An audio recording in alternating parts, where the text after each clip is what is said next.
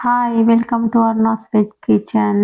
ఈరోజు పెరుగువడ రెసిపీని చూపిస్తున్నాను. అచ్చంగా హోటల్లో దొరికే పెరుగువడ స్టైల్లోనే ఉంటుంది. టేస్ట్ అయితే సూపర్గా ఉంటుంది. మెత్తగా దూదిలా తింటుంటే అలా జారిపోతూ ఉంటుంది. వీడియోను స్కిప్ చేయకుండా చూసేయండి. ప్రాసెస్ని స్టార్ట్ చేస్తాను. ఇందుకోసము 1 కప్పు మినపగుళ్ళను ఒక బౌల్లోనికి వేసుకొని 2 టైమ్స్ వాష్ చేసి 4 అవర్స్ పాటు నానబెట్టుకోవాలి.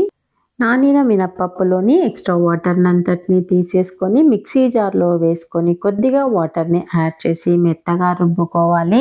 రుబ్బుకున్న పిండిని ఒక బౌల్లోనికి వేసుకొని ఉప్పును చిటికెడు వంట సోడాని వేసుకోవాలి. వంట సోడా ఎక్కువగా వేసుకున్నట్లయితే ఆయిల్ని పీల్చుతుంది. చిటికెడు మాత్రమే వేసుకొని పిండిని 5 నిమిషాల పాటు బాగా బీట్ చేసుకోవాలి. ఇలా చేసుకోవటం వల్ల వడలు అనేవి గుల్లగా వస్తాయి. పిండి అనేది ఫ్లఫీగా వస్తుంది. చూడండి, కొద్దిగా వాటర్లో పిండిని వేసినప్పుడు పిండి అనేది పైకి తేలుతుంది. చేతిని వాటర్లో డిప్ చేసి పిండిని కొద్దిగా తీసుకొని హోల్ చేసి వేడి ఆయిల్లో వేసుకోవాలి. వడలను హై ఫ్లేమ్ మీద కాల్చుకోవాలి. మీకు చేత్తో ఇలా వేయడం రాదు అంటే పాలిథిన్ కవర్కి ఆయిల్ని అప్లై చేసి దానిపైన ఒత్తుకొని వేసుకోండి. లేదా జాలి గరిట బ్యాక్ సైడ్ వాటర్ని అప్లై చేసి దానిపైన కూడా ఒత్తుకొని వేసుకోవచ్చు. అటు ఇటు టర్న్ చేస్తూ గోల్డెన్ బ్రౌన్ కలర్ వచ్చేంత వరకు వేయించుకొని పక్కకు తీసేసుకోవాలి. ఇదే విధంగా మిగిలిన పిండిని కూడా వడలుగా చేసుకోవాలి. ఇంట్లో బ్రేక్ఫాస్ట్గా వడలను చేసినప్పుడు వడలు మిగిలిపోయాయి అంటే చల్లారిన వడలను మళ్ళా తినరు కదా.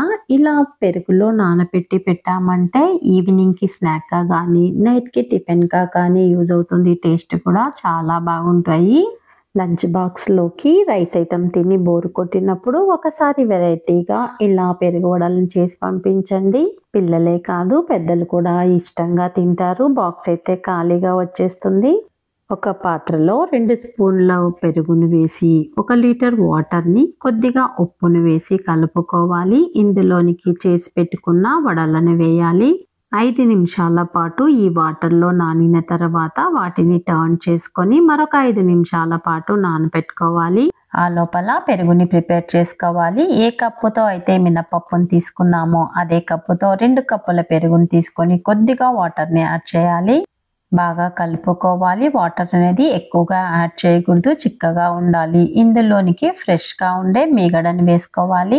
మీగడ వేయటం వల్ల టేస్ట్ అనేది సూపర్గా ఉంటుంది. ఇందులోనికి టేస్ట్కి సరిపడినంత సాల్ట్ వేసి కలిపి పక్కన ఉంచుకోవాలి. పోపు కోసము స్టవ్ మీద కడాయిని పెట్టి 2 స్పూన్ల ఆయిల్ని వేసుకొని పోపు దినుసులు వేసి అవి వేగిన తర్వాత సన్నగా కట్ చేసుకున్న పచ్చిమిర్చి, అల్లం తురుమును వేసుకొని అల్లము పచ్చివాసన పోయేంత వరకు వేపుకున్న తర్వాత కరివేపాకు, ఎండుమిర్చి, ఇంగువ వేసి వేపుకొని ఈ పోపును పెరుగులోనికి వేసి కలుపుకొని సన్నగా కట్ చేసుకున్న కొత్తిమీరను, క్యారెట్ తురుమును వేసి కలుపుకోవాలి. పెరుగైతే ప్రిపేర్ అయిపోయింది.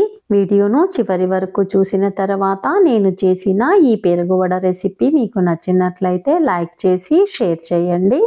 వడలైతే బాగా నానిపోయాయి. ఎక్స్ట్రా వాటర్ నంతటిని పిండేసుకొని ప్రిపేర్ చేసుకున్న పెరుగులోనికి వేసుకోవాలి. వడలు బాగా నాని ఉంటాయి. పిండేటప్పుడు మరీ ప్రెషర్ ఇవ్వకుండా లైట్గా ప్రెస్ చేయండి.